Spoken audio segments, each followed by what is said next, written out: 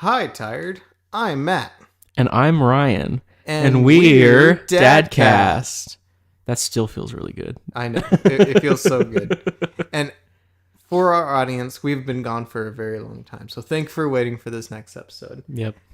But we wanted to share with you guys and also bring back nostalgia along with it because we are together in the same room for Yay! a change. Because I made the big move from Colorado to Oklahoma, and that's the reason why the cookie crumbles. I mean, sorry, I've been watching too many movies and all that. But Too many movings while movie. oh gosh, I may or not have 2 drinks in my system. Wait, is that one from earlier? Yes. Oh, right before you arrived. I thought, I'm not gonna lie, I thought that was like the one that I had like 2 weeks ago. No, that no. was still here. I didn't There'd realize. be gnats all in it. That's a good point. But, But no. Yeah, so we're back at it again with the podcasting, and we're gonna try to be more regular on this type of thing, especially since we're in the same room. We have new mics, new setup. Yep. And a bunch of new things that we have planned for you guys. So Yeah. I guess we'll start with the usual. Ryan, how has the past few months been for you? Been pretty good. Pretty typical, normal stuff going on. Nothing too crazy that I can think of, aside from this cat batting me with its head. Yes. Co-host to the co-host Yep. to the co-host is Leo, my orange cat, who is in a lovely mood right now and just Yep. rubbing in between us. That Yeah. sounded wrong. We're gonna change the name of the podcast to Two Daddies and a Cat. Or And, 2 daddies and a pussy. Okay. And we may get some sponsorships that way. Yeah. Thank you in advance, Pornhub. And then You're not supposed to say what you're thinking. I have had the past like 2 or 3 weeks, just been like in a really weird place with stuff going on. It's been really hectic and crazy and stuff. And my brain, I don't know, there was just whatever switch keeps me from thinking like the dumbest shit that you could imagine just got flipped into the off position, and my brain will just tell me, oh, you should totally say this, it's totally fine. I'm like, no, it's not fine, don't say that. Is it your Nintendo Switch?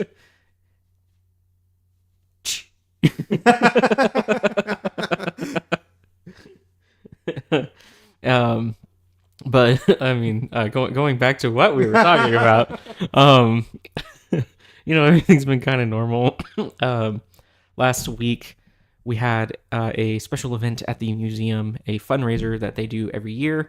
So this was the 20th annual Art on Tap, which basically is this really awesome fundraiser where a bunch of local breweries come set up tables, basically give samples to all the people that paid big buck money for tickets to this event. And they get to just drink and you become horribly drunk. There wasn't actually anybody that was like too bad, but it's a really cool event. And there happened to be this dude that showed up, I am not even joking, wearing what can only be described as a cow pimp outfit. Oh God. There were like these like cow print pants that he was wearing, a like cow print shirt, and he had like a fuzzy cow print like jacket on. And I mean, this dude like looked like he had it going on. Mm-hmm.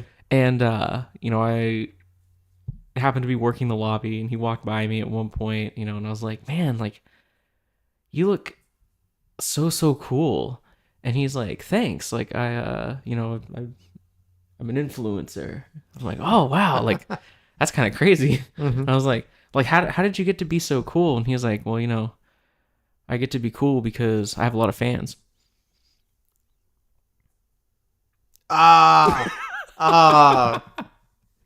Caught it. Yeah, Is that your dad joke? I snuck the dad joke in there. Did you like that one? I was about to ask about your dad joke.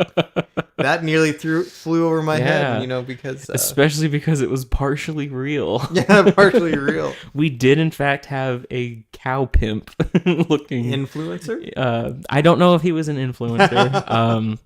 He did know a ridiculous number of people at this event, though.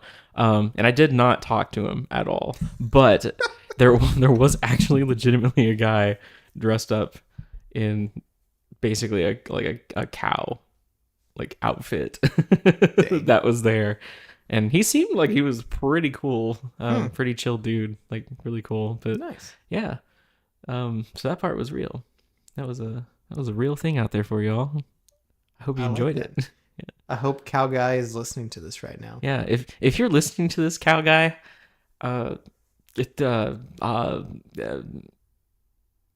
Moo. Be our guest. Be our guest. Put our podcasting to the test. Maybe give us a small donation of $1 million or something. Yeah, if you were at Art on Tap, you've got money, so... Or you make everyone think you have money. Yeah, if you're a musician... could you please do some music for our podcast? Yes. And the future channel and everything, because that would be great also. Oh, yeah. 100%. So, yeah. But I think this is a great transition to get into what our... I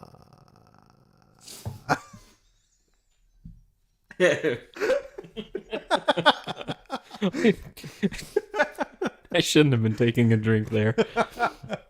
I had a brain fart and I had a factory reset. But shutting down.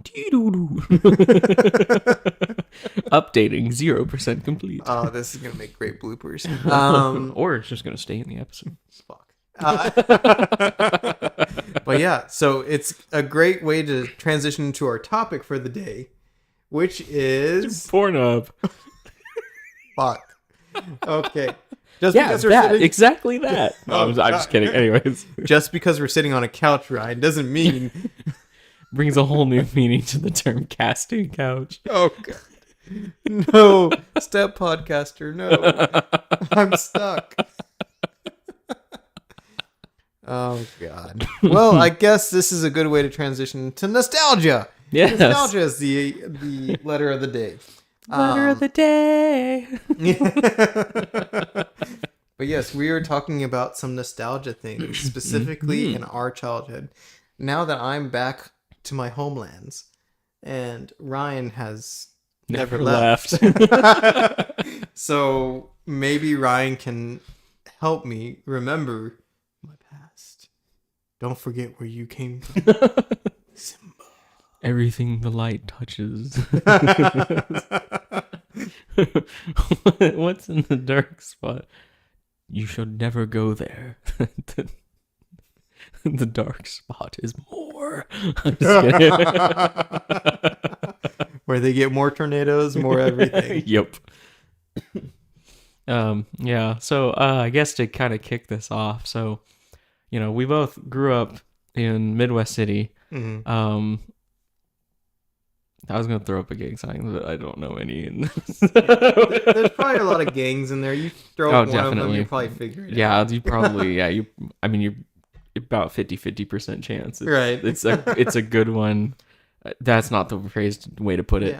Yeah. It's the correct one for your area, or you're going to get shot. Yeah. I thought it was normal. I thought it was normal to go out in public and fear getting shot. Yes. Oh my. Yeah. I have told a number of people this. There would be times where I did some of the chores in the house when I was a little bit older, and I'd have to take the trash out, but it would be 8:00 and it's the fall or something, and it already is dark by that point. I would literally run to the trash can because I was fully expecting that within the time frame of me running to the trash can and throwing a bag in there, somebody was going to drive by the house and just light me up. Yeah. And it's crazy too, because I think about the number of different places I've lived, and I'm pretty sure the house in Midwest City that I lived there for 12 years, Mm-hmm. is the only place I've ever had nightmares of getting murdered Oh, wow. or like potentially getting like killed in like a home invasion type situation or whatever, or somebody stalking or something, whatever. The only times I've had nightmares like that were at that house. Damn. I've never had a nightmare about that kind of thing like anywhere else. Like, it's insane to That's think our about. childhood, folks. Yeah. Death and violence. This and... very happy episode of Nostalgia brought to you by Death. Midwest City. The city of change. The change being Spare change? breathing into not breathing. There's a sign. Oh, did you see something? Yeah, you're... Oh. Yeah, he's sleeping. Yeah. He's staring down upon us like the Lord that he is. Yeah, he's a god. Yeah. Don't disrespect him. He will call you that. He is our God now. But yeah, so I mean, I think I know exactly where you're going with what you're saying, but continue, please, with your story of Midwest City and what you're going to say for kicking off the episode. Oh, yes, yeah. Yes. It was not going to be such a bad negative note as that. I was like, I knew that's not where you wanted, but I directed it that way, and I'm so sorry. Yeah. I mean, it's fine. We all have fears and stuff. And probably not as weird as that specifically, but... Nah, man. We're men. Yeah. We don't have fears. Yeah. Every time I cry, I just suck it back up into my eyeball. Yep. This episode brought to you by testosterone. Oh, but God. Yeah, so where I was going to start was I can recall, when we were younger, there was sort of we both kind of lived in an area that was sort of like the central, what was at the time at least, like sort of the central hub of Midwest City. Mm-hmm. Like right around the corner, like just outside of my neighborhood, and it was like basically the intersection, like right by where you all lived at first, if I remember correctly, at least. Mm-hmm. Was a Walmart, there was a Target, mm-hmm. there was like a McDonald's on one of the adjacent corners. I think there was a Walgreens there. I think it was part of the 7-Eleven over there. Yeah, there was a 7-Eleven, yeah. McDonald's. I think there was a Burger King over there too. But it burned down. Yeah, sadly, it burned down. There was like a Walgreens on one of the corners. I think there was a couple banks and stuff or whatever. There. I don't want to say is because I haven't been by there in so long. I think it was still there the last time I was there, though. There was a Carl's Jr. there also. There still is. Yeah. Yeah. Which that thing is going to stand the test of time. Yes. Carl's Jr. I think is really good. Mm-hmm. But that's neither here nor there. What I was getting at was, it was basically the central hub, which when, and I mean, you've been there recently too. For me, it's been several months, but the Target is no longer there. I think they use like some grocery store now. It's actually like they're using it now. Yeah, they're using it as a grocery store. I think it's like starts with a W or something like that. Oh wow, yeah. Like one of the last times I remember at least going by, it was still a completely empty building. Yeah, and that Walmart turned to a Walmart grocery. Yeah, the Walmart that was there was a Walmart grocery store, neighborhood market now instead of a regular Walmart. There was a number of other changes. Like I think they renovated or tore down like the McDonald's 7-Eleven like combo thing. Yeah, and it's just 7-Eleven now. Yeah, it's just 7-Eleven, which is super weird because that was the McDonald's we went to for like 12 years. Yeah. It's so bizarre. Like you said, the Burger King burned down. But like one of the particular things too I wanted to actually, and that's the interesting thing though, is the Walmart didn't change into, I believe I'm remembering this correctly, the Walmart didn't change into the neighborhood market. The Walmart is the storage unit place in the back part of that area, and they built a new building where that neighborhood market is. So it's actually, because it used to be a huge parking lot, and then there was like a regular Walmart like really far back, like in the back of the parking lot. Because the neighborhood market is smaller, they built a new building up in the front, and then when the Walmart disappeared, they basically tore it down and made it into this big storage unit place. Yep. I think I remember Yeah. that. Yep. So there was that. But the one thing kind of around that area too that I wanted to specifically mention, because this is definitely bygone era type shit. On one of the other corners where that Walmart was, there used to be a store. It is now a T-Mobile because these kinds of stores don't exist anymore. But it was a Hollywood Video, Yep. which for those of you that don't even know what these kinds of places were, there once existed stores where you could walk into it and it was just a video store. Whether it be video games or video like watching movies. Yeah, like, you know, back when VHS was the hot thing, they had just like rows and rows of VHSs. When DVDs became a thing, they still, I think, had like a small section for VHSs, because some people still had just VHSs, or like, you know, they did like the VHS DVD combo, you know, things. But they would have like, you know, just aisles and aisles of DVDs, and you would rent them almost like a DVD library. So you would rent them for a couple days, and then you would take it back, and you could like, you know, just rent however many, you know, you wanted over the course of however long. Like, Unless you got blacklisted because you didn't return them one time. yes. And then you're like, you can't rent any movies anymore. Like, your name is right here as one of the people we can't rent to anymore. Yeah. That was the thing.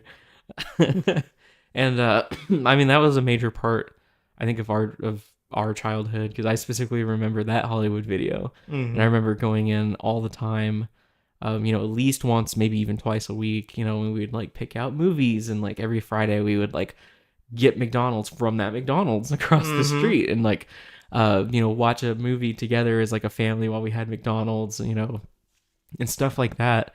And yeah, that is definitely like a nostalgia of a bygone era. of It's funny you say that, because as you're telling your nostalgia story, which brings me back to my nostalgia story that I was actually thinking of, because there's so many similarities, but there's slight differences. Because with mine, like, my parents always went to Blockbuster. Yeah. And Blockbuster is wonderful. What is going on out there? Did you guys hear that? I think that's my dogs. Yeah. That Simba became very huge very quickly. Anyways, back to the story. So, like, my nostalgia story I want to share is like with Blockbuster, because we used to always go to Blockbuster, which is pretty much a Hollywood Video. Yeah, it was the better known Hollywood Video. It was like Walgreens to CVS. Like, yeah. And I remember always going there every Friday night, and it was the one right off of Air Depot, the one that is Super Clips now. Oh yeah, yeah. Yeah, so right over there, and we'd always go to Taco Bell, and we'd eat like, you know, food as a family from Taco Bell, and then we'd either watch a movie or I'd rent video games from there and do all that. So yeah, I mean that sounds almost spot on, like with your family. Like it was a good family thing. Now, yeah, like I don't like what we do now to a point, because now we just scroll through a bunch of like titles on Netflix. Yeah, and we're like, no, maybe, no. Yep. Yeah. It's really, really bizarre, because as human beings, we're kind of like really physical and like tactile with a bunch of stuff, and like, you know, most people, I think, in some capacity, like physical things. Like we like collecting physical things, or like having something like directly in our hands, like we can feel, like, you know, it's real because it's like right here, and I can see it and I can feel it, you know. For the weirdos, they can smell it or taste it, but you know, and so it's like, it's really weird though, because like that kind of store was like really pivotal in sort of like making those kinds of memories like stick, I think, a little bit more. Mm-hmm. Because like, I mean, even like you were just mentioning, you said Taco Bell, and I can specifically remember the Taco Bell on Air Depot. And it's still there. Yeah, and it is still there. Yeah. It sadly doesn't look like what it used to. What it used to, because there was a specific like Mm-hmm. old like 90s, early 2000s like Taco Bell look I can think of, you know, and like I remember us going in. We would go in as a family and like sit down in the Taco Bell. Yeah, that That's doesn't not happen. a thing. That's not a thing people do anymore. We all go through the drive-through and just take it home, you know, and like obviously we did that and people did that back then, but like, you know, sometimes we would go and do stuff like that. And I remember getting like the small bag of like the tortilla chips with like the thing of queso. Oh yeah, and I love those. some cinnamon twists, and that's what I would get like every single time we went, because I was kind of picky as a kid. Yeah, me too.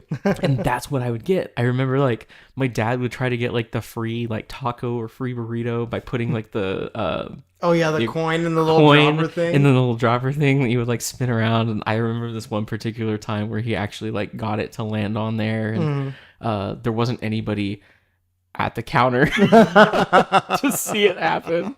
And I don't think we got anything for free, because my dad was like, well, I just wanted to see what happened. Probably wasn't gonna whatever. But their tacos are like what, 25 cents they're anyways. yeah, at the time they were super dirt ass cheap anyway, so like it didn't like matter. Yeah. But you know, like that kind of stuff I remember though, because there's like it did a lot of like sense things with it, whereas like nowadays, you know, people don't even really go to places like GameStop or, you know, those kinds of places anymore to really buy games either. It's all digital. You know, we watch our TV shows and our movies and stuff like that. Like you said, we go to Netflix or we go to Hulu or like whatever. And like, I'm not really going to remember like a family night as much if literally it's just we sit down and we start flipping through stuff, you know. It was like the place to go and like know like, oh, we're about to have a family night. And like we got to like run through the aisles of like bunch of DVDs or VHS tapes. Yeah. And maybe pick out a game or two and then pick out some candy if it was a good night. Yeah. You know? Yeah. It was like, oh, we had like a really awesome like week at school or something. And, you know, my mom was like, oh, hey, like, you know, there's a couple things of candy here. Like, you know, go ahead and pick one out for tonight or whatever. You be lose like, your fucking mind. And you're like, what candy am I going to pick? And there's like 3 choices. And you're like, fucking Mike and Ike's. Right? Mine was hot tamale. Yeah. Which are just the same thing, but one flavor and hot. Yes. Yeah. And it's like, I mean, even just thinking, like, I'm thinking about the Hollywood video now. And like, I specifically remember one time, tiny little me, was like standing and looking at the top like part of the like shelf, and we were in the comedy section, and there was Thumb Wars, which was I don't know if you've ever seen anything in regards to this movie. It was a Star Wars parody movie where all of the characters were like thumbs. Yeah. It was and it was like, you know, they like edited in like people's mouths like talking onto like the thumbs, and like it was probably not a good movie. I never saw it. We never rented it or anything, but like I specifically remember standing there and looking at it and going, thumb people. And it's Star Wars. Oh yeah. You know, but like, I remember that kind of thing. I remember, like, this was a little bit later in life. It was high school, but like a group of us were picking up a gift for somebody for their birthday party, like while we were on the way there, and we stopped at a FYE, I think maybe, and like we were going through their game selection, you know, and like at the time it was like, oh, Metal Gear Solid 4 on the PlayStation 3. Right. It's like, we know they like Metal Gear, so we'll get that. You know, it was like that kind of like the nostalgia of like thought process of going and like finding those kinds of like treasures, you know, and like the memories behind it. And, you know, I agree with you. Like, I really miss that, like, that was a thing. And like in some ways that's coming back. Yeah. In some ways it's not. Mm-hmm. You know, like I would kill for another like Blockbuster or like Hollywood mm-hmm. video just to pop up out of nowhere. Yeah. Like it would go so hard and make so much money. Oh yeah. That I think it could make a comeback if it really wanted to. Mm-hmm. And Blockbuster actually isn't dead. Yeah. There is still one. Yeah. Yeah, in Australia, Yeah. I think, right? I think so, yeah. So And I mean there was something like some time ago about they had like actually updated their website, like Blockbuster Corporate had updated their website and people were like, "Oh, is it going to be coming back?" right. I don't know, maybe. Who knows? Yeah, maybe. But yeah. I have to tell a really funny story about Blockbuster though. So I remember being in like the Nintendo 64 phase and obsessed with the gold cartridges of the Zelda games. Mm-hmm. And I had one gold cartridge of Ocarina of Time. And I was like, you know what? I want to get a gold cartridge of the Majora's Mask. And like I was begging my parents for it, begging. And then we eventually got to the point where my parents were like, fine, like they caved in. And they went to Blockbuster and they had one copy left. That was on the shelf. And then they did the like rent to buy thing. Like they got it and like, how much is it to buy it? And they said, oh, it'd be like $20 or something like that. And so they bought it. And I got the case. I remember driving, or my parents driving and me being in the backseat just looking at this case and like, oh, I'm so excited to play it. I was so excited, so excited. And I get home, I tear open the package, and there is a yearbook from 1964. Just sitting in there, weighed perfectly the same amount that a thing would weigh, like for a Nintendo cartridge, and all that. And I remember being distraught. And I looked through it and I opened it up and like there was no game to be found. Oh my god. And what happened is that somebody rented the game, put their yearbook into it, or their parents' yearbook, or whatever, dropped it back into the mailbox thing, and the workers were too lazy to open up to see if the game was actually in there and put it back on the shelf. So my parents actually went back to that Blockbuster. Damn right they did. And they actually accused them of saying like, oh, you guys are the ones that stole it. Wow. And my dad got fuming pissed, and then like after a while talking to the manager, then they're like, okay, you know, fine, like we'll give you your money back. And I'm like, no, like, you know, my son wants this game. It's like, well, that was our last copy and we're not really selling Nintendo 64 games anymore. It's the GameCube era now. Yeah. So I sadly never got that gold Damn cartridge. Have you checked eBay? No, eBay is gonna be like $5,000. That's probably very true. Well, I don't necessarily know, because you kind of unlocked like a little bit of a memory in me too. Because you know we had my dad's original NES, way back when we were kids, and that was like our first game system was that NES. Number of different games, most of which I don't even fucking remember what they are anymore. Like the few that do stand out, there was like a world championship dodgeball game that I absolutely loved playing. There was, Mario's Missing. What? I don't know if you remember that game. That's like a way back machine type of. No, I don't remember that. You played as Luigi and you went through. It was totally not like a traditional Mario game. Gotcha. Was this Luigi's Mansion before it was a thing? Maybe, I don't know. I think it was definitely the first time that they were like, but what if Luigi was the main character? Mario went missing, hence the name. And, basically you play as Luigi and you travel to like all these different like real places like around the world and meet like all these different people and like see all the different sites and places of like all these places or whatever and whatnot.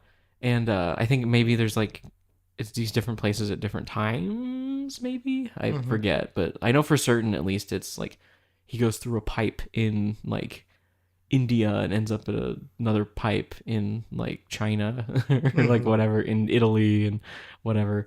But yeah, it's super interesting and just strange looking back on it as a game. But like we had that, we had the Mario Duck Hunt combination cartridge. I didn't know that was a thing. Yeah. Yeah, some of the original like Super Mario cartridges. Like it wasn't just Super Mario, and then also Duck Hunt. Weird. We didn't have the Duck Hunt gun, so we couldn't actually play the Duck Hunt. But Yeah. we had that cartridge.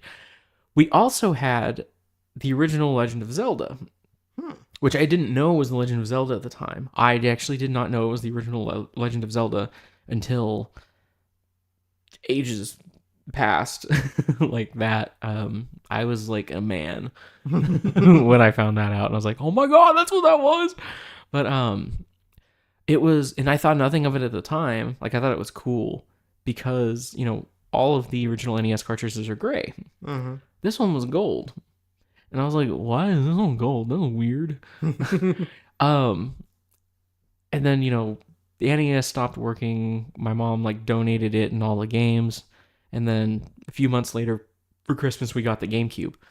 But like I kept kind of looking back on it. I was like, now that I know that like that was the original Legend of Zelda, and I was like, it was the gold cartridge. We had the gold cartridge. What? Yeah. It's worth so much money right now. If I've seen at, it's a used copy, albeit, but at vintage stock, I have seen it at vintage stock, gold cartridge, Legend of Zelda, original one, for like $40, which is probably more than an NES game like should be worth, I would guess, at this point. But yeah, I'm like, that's not bad. Yeah. That's pretty good for that kind of like big nostalgic piece, you know? So like, I don't know, if maybe you go somewhere and you find a Nintendo 64 gold copy of like, Majora's Mask. It might be around somewhere. Oh yeah, they're very popular, and I know Yeah. that's probably the reason why Zelda, I think, got so popular, is because they had the gold cartridge to like stand them out from the rest. Yeah. And all that. So Yeah. I think that definitely helped play into like its success and all that. But